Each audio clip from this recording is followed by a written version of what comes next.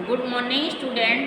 देखिए कक्षा 8 को हम हिंदी फर्स्ट पढ़ा रहे हैं और इसमें है पाठ 3।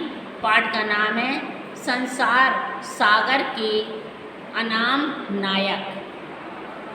अब हम इस पाठ को रीड कराएंगे और आपको बताएंगे किस तरीके से क्या कैसे क्वेश्चन आंसर भी हैं इसके, और इस पाठ के बारे में हम अच्छे से समझेंगे बेटा।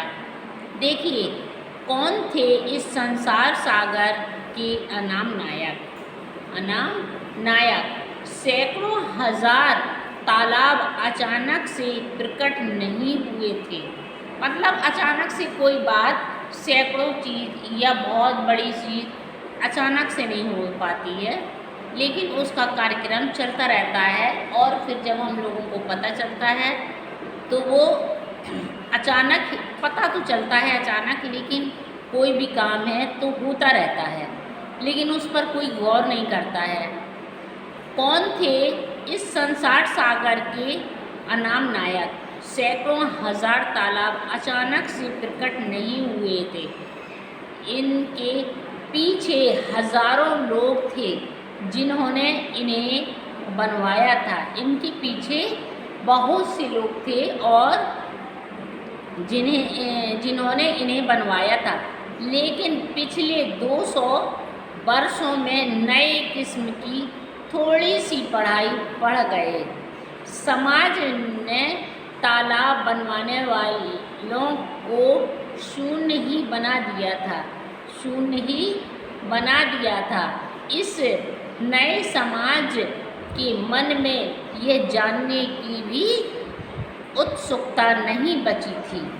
देखिए क्या कह रहे हैं जी, इस नए समाज के मन में यह जानने की भी उत्सुकता नहीं बची थी कि उनसे पहले के दौर में इतने सारे तालाब भला कौन बनवा सकता है।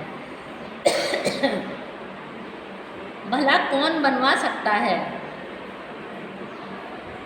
या कौन बनाता है था। आज तो अनाम हो गए, अनाम हो गए। उनका एक समय में बड़ा नाम था। पूरे देश में तालाब बनते थे और बनाने वाले भी पूरे देश में थे। कहीं यह विद्या जाति के विद्यालय में सिखाई जाती थी, तो कहीं यह जात से हटकर एक विदेश पात भी बन जाती थी। बनाने वाले लोग कहीं एक जगह बसे मिलते थे तो कहीं वे घूम घूम कर इस काम को करते थे।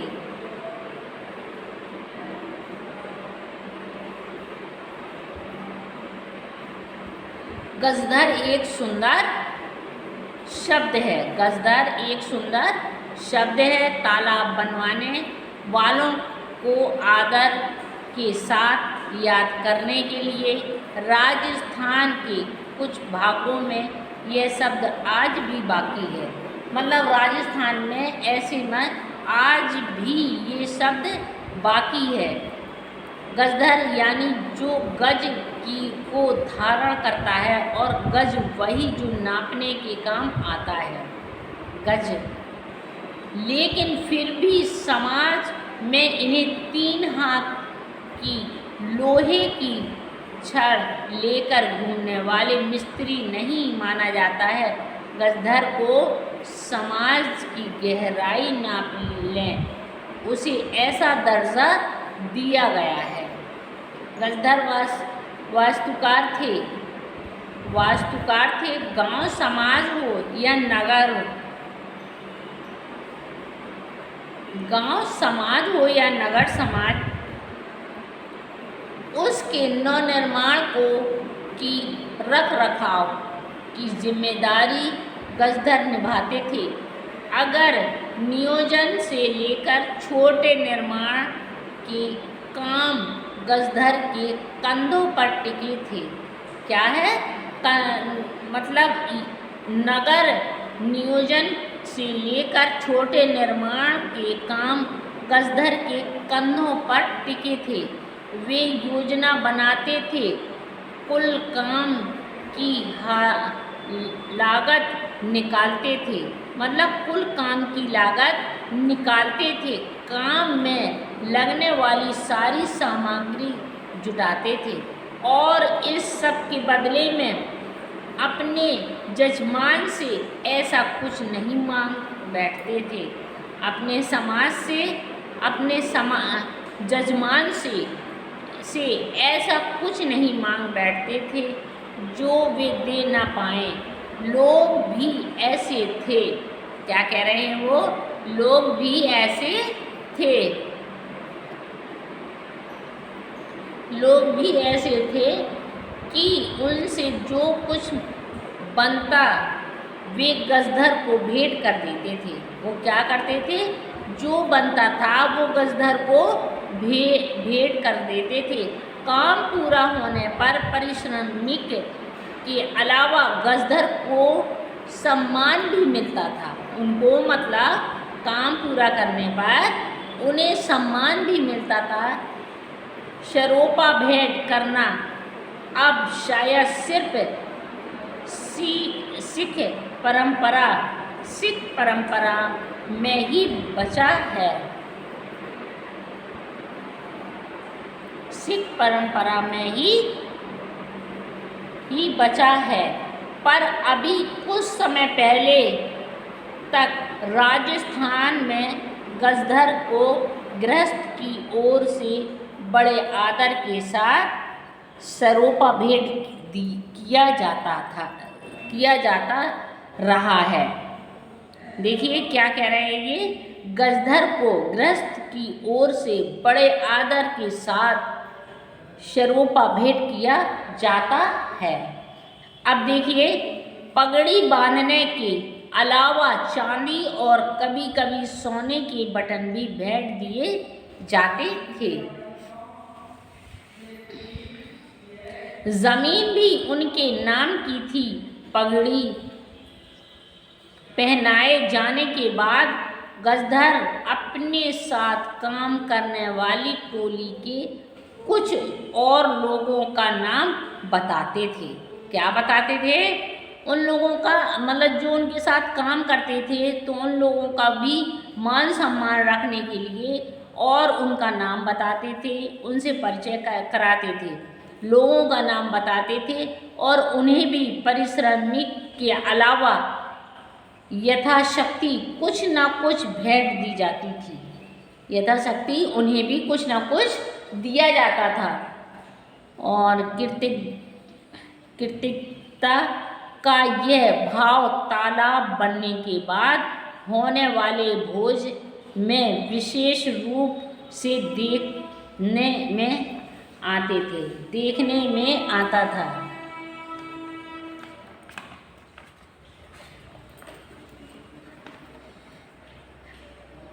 अभ्यस्त आँखों का सुंदर उदाहरण थे।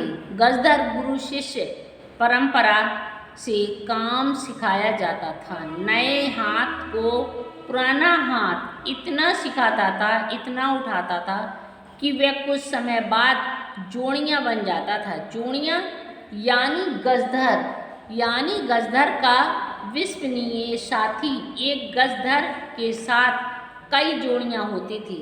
क्या है? कई जोड़ियाँ होते थे। कुछ अच्छे जोड़ियाँ वाले गजधर स्वयं इतने ऊपर उड़ जाते थे कि बस कि उसका नाम ही गजधर रह जाता था। पर गजधर उनका छूट जाता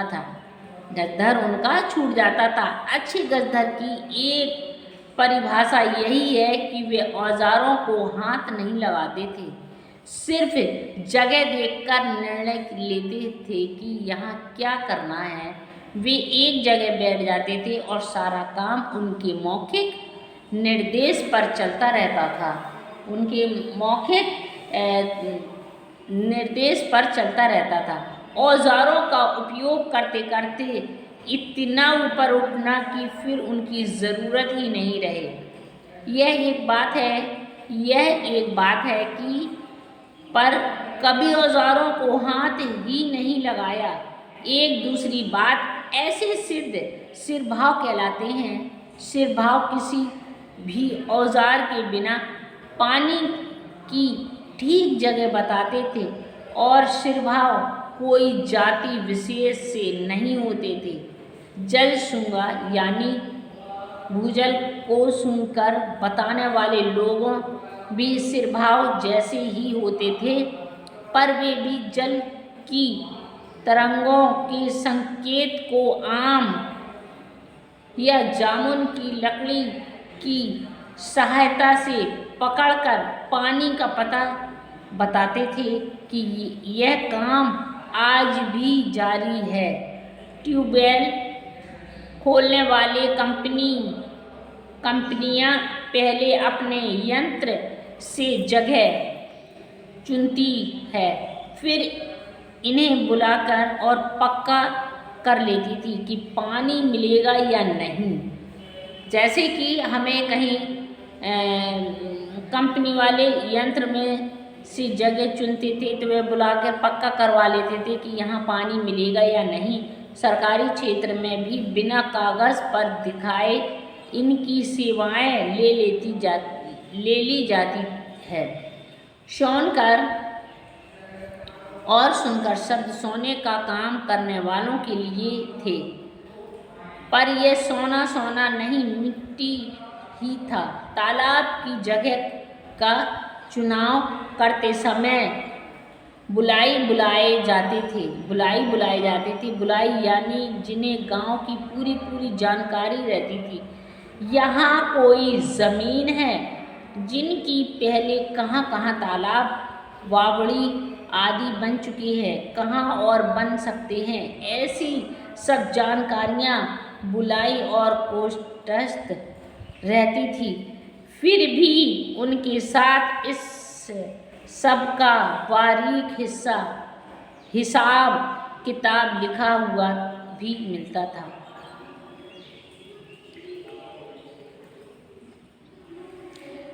बुलाई कहीं डेर भी कहलाते थे और इसी तरह मृधा थे जो ज़मीन की नाप जोख, हिसाब किताब और ज़मीन के झगड़ों को निपटारा भी करते थे।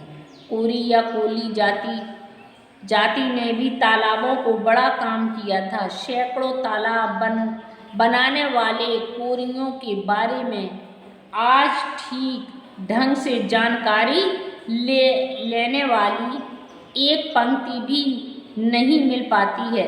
लेकिन एक समय था जब बहुत से क्षेत्र कोली जाति के सदस्यों को अपने यहाँ बसाने के लिए कई तरह की सुविधाएं जुटाते थे।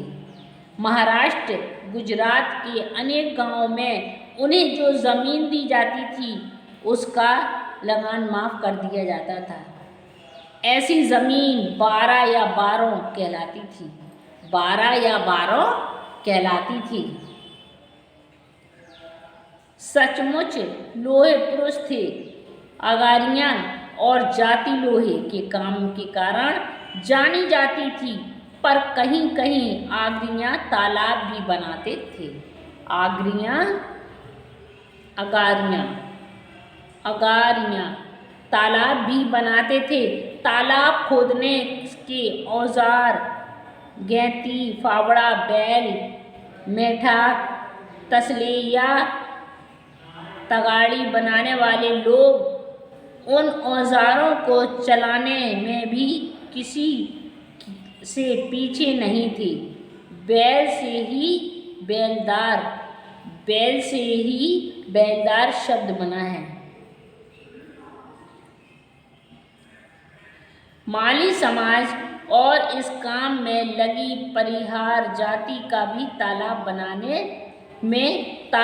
बनने पर उसमें कमल कुमुदियों लगाने में योगदान रहता था। कहीं कहीं तालाब के किनारे की कुछ ज़मीन केवल माली परिवारों के लिए सुरक्षित रखी जाती थी उनका जीवन उनका जीवन तालाब से चलता था और जीवन भर वे तालाब की रखवाली करते थे। देखिए, अब हमारा राजस्थान में यह काम मीणा करते थे। अलवर जिले में एक छोटी सी नई संस्था तरुण भारत संघ ने पिछले 10 वर्षों में 2000 से अधिक तालाब बनवाए। उसे हर गांव में यही लगा कि पूरी गांव तालाब बनाना जानता है। कठिन से कठिन मामलों में संस्था को बाहर से कोई सलाह नहीं लेने पड़ती थी, क्योंकि भीतर तो मीणा थे जो पीढ़ियों से यहाँ तालाब बनाते रहे हैं। एक तरफ दक्षिण में नीलघंटी जैसी हरिजन थे, तो पश्चिम में पालीवाल जैसे ब्राह्मण भी थे।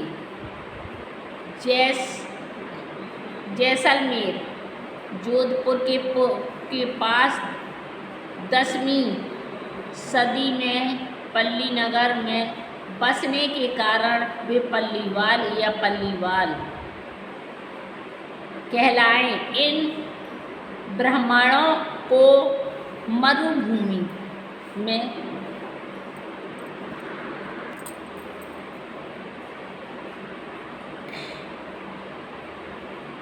सदी में पल्ली नगर में बसने के कारण थे। ये पल्लीवाल या पल्लीवाल कहलाए। इन ब्राह्मणों की मरुभूमि में बरसने वाले थोड़े से पानी को पूरी तरह से रोक लेने का अच्छा कौशल संग लाया गया था। वे खड़ीन के अच्छे निर्माण में मरुभूमि का कोई ऐसा बड़ा टुकड़ा जहाँ पानी बहकर आता हो, वहाँ 2 या 3 तरफ से मेड़बंदी कर पानी रोककर विशिष्ट ढंग से तैयार बांधनुमा खेत को खड़ीन कहा जाता है। खड़ीन खेत वाला बाद में है, पहले तो तालाब ही है। मरुभूमि में सैकड़ों मन अनाज इन्हीं खड़ीनों में पैदा किया जाता रहा। आज भी जोधपुर, जैसलमेर और बाड़मेर क्षेत्र में सैकड़ों खड़ीन खाड़ी नज़र आ जाती है, लेकिन पानी के काम के अलावा स्वाभिमान भी कहा क्या होता है, इसे पालीवाल ही जानते हैं। जैसलमेर में ना जाने कितने गांव पालीवालों के थे। राजा से किसी समय विवाद हुआ, बस रातों रात पालीवालों के गांव खाली हो गए। एक से एक कीमती सुंदर घर, कुएं, खलीन सब छोड़कर पालीवाल राज्य से बाहर हो गए। आज उनके वीरान गांव और घर जैसलमेर में पर्यटकों को गाइड बड़े गर्व के साथ दिखाते हैं। पालीवाल वहाँ से निकलकर कहाँ गए, इनका ठीक अंदाज नहीं है, पर एक मुख्यधारा आगरा और जौनपुर में जा बसी थी। अपने पूरे शरीर पर राम नाम का गुदवाने और राम नाम की चादर ओढ़ने वाले छत्तीसगढ़ में रामनमी तालाबों के अच्छे जानकार थे। मिट्टी का काम राम का ही नाम था।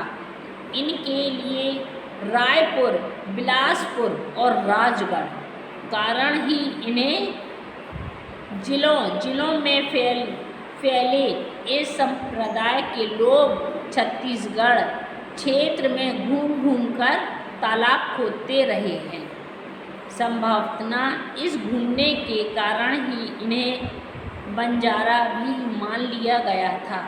छत्तीसगढ़ में कई गांव में लोग ये कहते हुए मिल जाएंगे कि उनका तालाब बंजारों ने बनाया था। रामनवमी परिवार के में हिंदू होते हुए भी अंतिम संस्कार में अग्नि नहीं दी जाती थी, मिट्टी में दफनाया जाता था, क्योंकि उनके लिए मिट्टी से बड़ा और कुछ नहीं। जीवन भर राम का नाम लेकर तालाब का काम करने वालों के लिए जीवन के पूर्ण विराम की इससे पवित्र और कौन सी रीति होगी। आज ये सब नाम अनाम हो गए। सैकड़ों हजारों तालाब शून्य में से प्रकट नहीं हुए, लेकिन उन्हें बनवाने वाले लोग आज शून्य बना दिए गए हैं। अनुपम मिश्र। देखिए, हमने इस पाठ को रीड कराया है आपको, और आपको भी इस पाठ को रीड करना है। अब देखिए आगे देखिए, इसमें ये उचित शब्द चुनकर रिक्त स्थान की पूरी करना है हमें। इसमें 2 शब्द हैं। कितने हैं? 2 शब्द हैं। 2 शब्द में जैसे कि किसी भी औजार के बिना पानी का पता लगाने वाले लोग शिरभाव, पानी भाव या शिरभाव कहलाते थे। क्या है? शिरभाव कहलाते थे। स्वनकारों को सुनकर भी कहा जाता था। स्वप्न में सुनकर कहा जाता था। अब देखिए, इसके बाद तालाब खोदने के औजार बनाते थे। मृधा। क्या है? मृधा। तालाबों में कमल कुमुदिनियों लगाने वाले समाज माली होते हैं। माली समाज था। पल्ली नगर में बसने वाले स्वाभिमानी ब्राह्मण कहलाते थे। पालीवाल।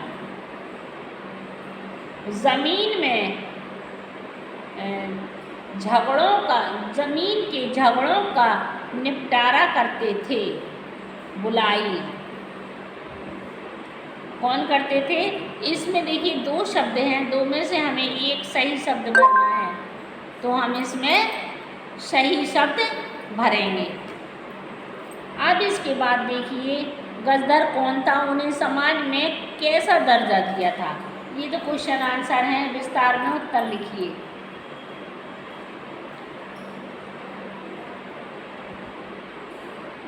निम्नलिखित वाक्यों के लिए एक शब्द लिखना है जिसका नाम ना हो बेनाम। विद्या का आलय है जो विद्यालय।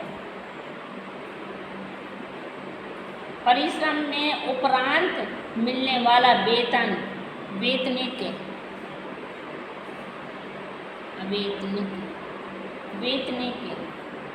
गज नापने की एक इकाई का धारण करने वाला गजधर।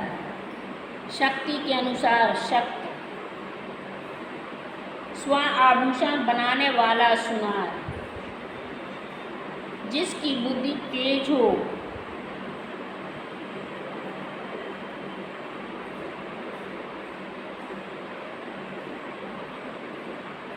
कुशल बुद्धि। ग्रह में स्थित है जो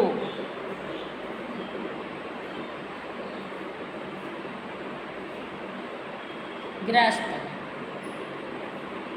देखने योग्य दर्शनीय।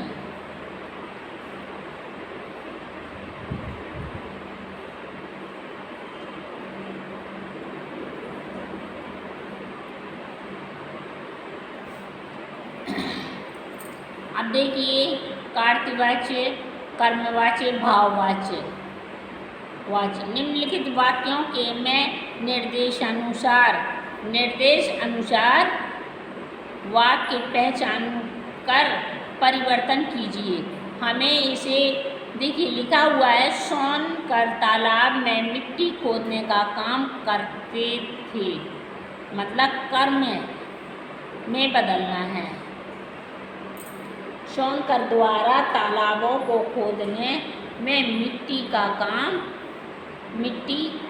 काम किया जाता था।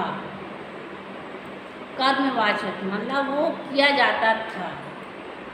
गजधर द्वारा गज से नापा जाता था, तो गजधर जो गज के द्वारा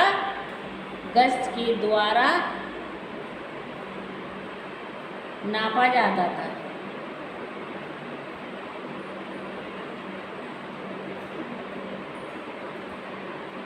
गजधर गज से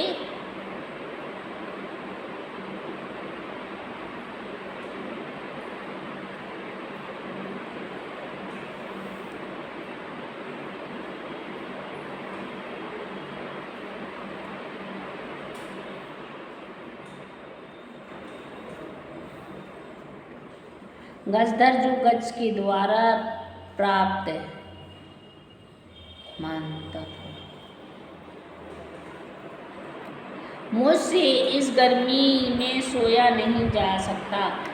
इस गर्मी में मुझसे सोया नहीं, मैं इस गर्मी में नहीं सो सकता। मैं इस गर्मी में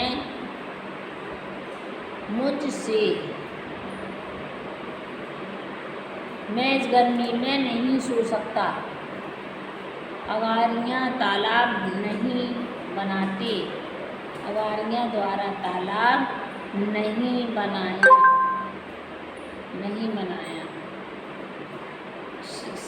सैनिक घायल चल नहीं सकता। घायल सैनिक से चला नहीं जाता।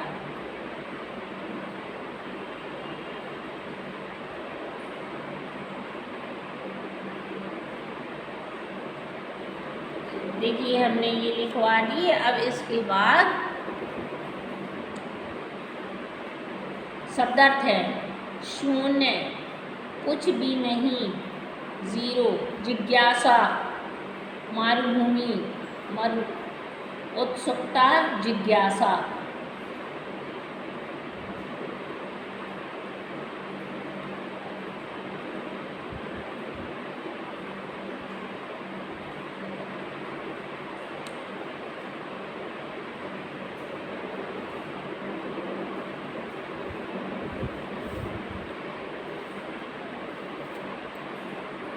योगदान, सहयोग करना, हाथ बटाना। कौशल, निपुणता, कार्य दक्षता। अभ्यस्त, आदत हो जाना। क्या है? आदत हो जाना। सरोपा, सिर से पैर तक की वस्त्रभूषण। वावड़ी, बड़ा तालाब जिस तक पहुँचने के लिए सीढ़ियाँ बनी हों।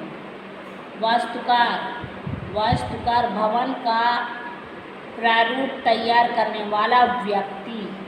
जजमान, धार्मिक अनुष्ठान करने वाला व्यक्ति। स्वाभिमान, स्वयं की प्रतिष्ठा, आत्मसम्मान। विशिष्ट, अनूठापन, असाधारण। विवाद, झगड़ा, बहस। अनाम, जिसका कोई जानता ना हो, बिना नाम। अनाम। गुदना, शरीर पर लिखवाना, टैटू। पात, पंक्ति, कतार, पंगत। परिश्रमी, मजदूरी,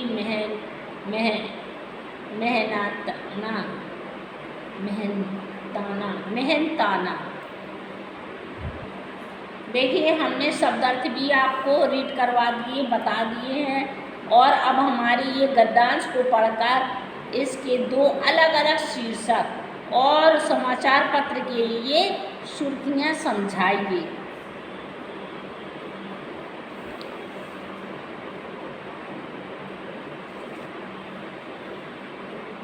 निम्नलिखित पर्यायवाचीविदों के विषय में जानकारी प्राप्त कर पावर पॉइंट प्रेजेंटेशन अथवा परियोजना तैयार कीजिए। राजेश सिंह, चंडी प्रसाद भट्ट, सुंदरलाल बहुगुणा, गौरा देवी, अनुपम मिश्र के विचार तथा तथ्य जुटाकर कक्षा में जल संरक्षण की चर्चा कीजिए। जल में बसा देवता, जहर बुझा पानी।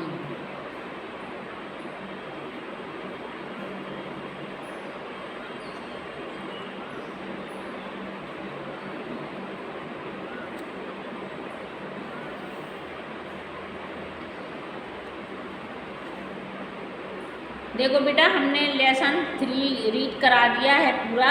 अब आप लोग करिए, हम इसके क्वेश्चन आंसर अब लिखवा देंगे। ओके बेटा, बाय।